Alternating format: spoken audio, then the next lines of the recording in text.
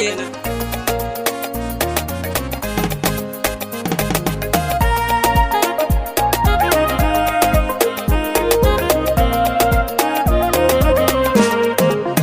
Na kurɓi ruwan giyar ƙauna soyayya ta sakan maye ke ɗaya na fahimta nake ƙauna mai suna san kina rai.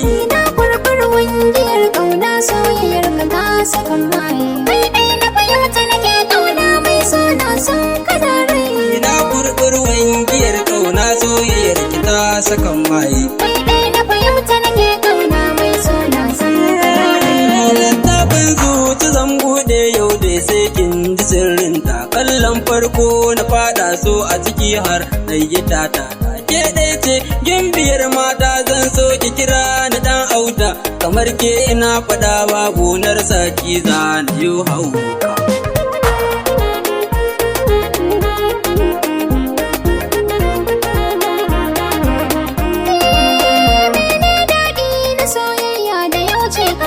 A cikin so na yi linkaya kogin ƙaunar ka na sauka. Na yarda na zama matar ka na zama ta musamman a dangin ka. Kai ɗaya ne mallakin kaina daga zuciya na sanya hoton ka.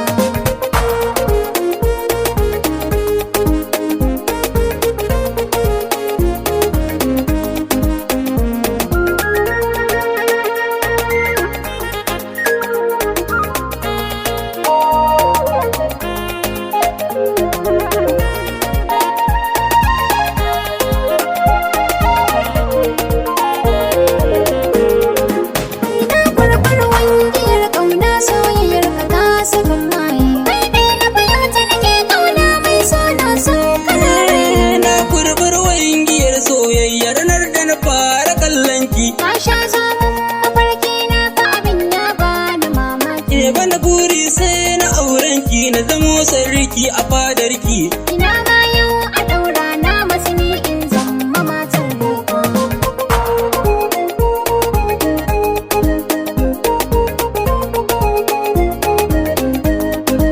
Ewa ne zai kai ni sa'atin da na samo sa'arbata.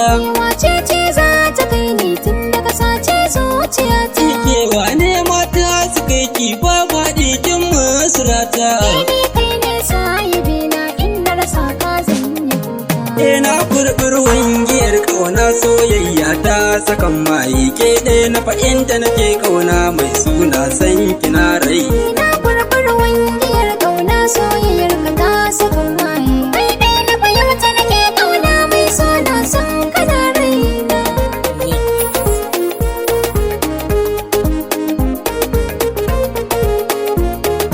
AKA